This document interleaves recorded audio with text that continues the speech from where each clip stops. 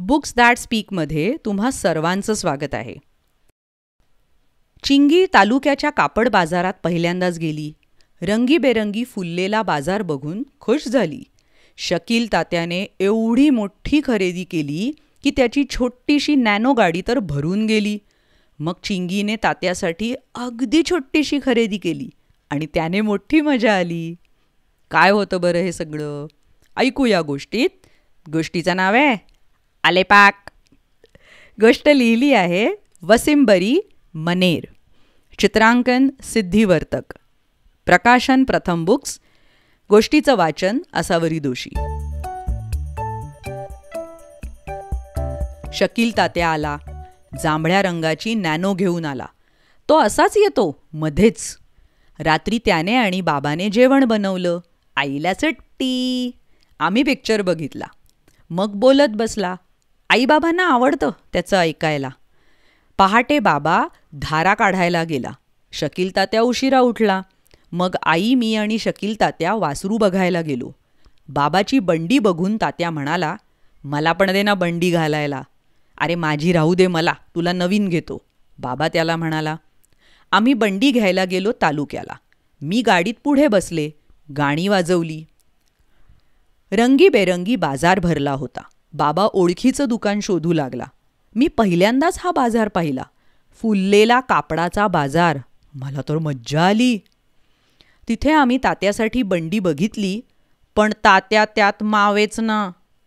अहो याहून मोठी द्या, बाबा म्हणाले दुकानदाराला. मोठ्या बंडीत तात्या मावला. त्याच्यासाठी 4 बंड्या विकत घेतल्या. तिथे चट्ट्या पट्ट्याच्या चड्ड्या दिसल्या. तात्या म्हणाला, या पण द्या. तिथे घोंगड्या होत्या. तात्या म्हणाला, या पण द्या. बंडी म्हणता म्हणता तात्याने खूप माल घेतला. छोट्याशा नॅनोमध्ये इतकं सगळं कसं मावणार? हश, बसलं बाई सामान एकदाचं. तेवढ्याच सायकलीवरून आलेपाक असं ओरडत एक माणूस गेला. आलेपाक म्हणजे? मी बाबाला विचारलं. आल्याचा पाक, आलं, साखर आणि वेलची घालून केलेला, बाबा म्हणाला. छान लागतं. तात्या पण घोंगडी बघत म्हणाला. पाहिजे का तुला? आईने मला विचारलं आणि 10ची नोट माझ्या खिशात ठेवली. मी धूम ठोकली. केवढ्याला? 5 रुपये. मी म्हणाले, 1 द्या. येता येता त्यावर लिहिलेला मजकूर वाचला. त्यावर लिहिलं होतं, प्रवासात उत्तम. मी विचार केला आणि परत धूम ठोकली. आलेपाकवाल्याला गाठला. उरलेल्या पैशातून आणखी 1 वडी घेतली. गाडी भरून तात्या माझ्यासाठीच थांबला होता. मी 1 आलेपाकाची वडी त्याला दिली आणि म्हटलं, तात्या तुझ्या उत्तम प्रवासाला.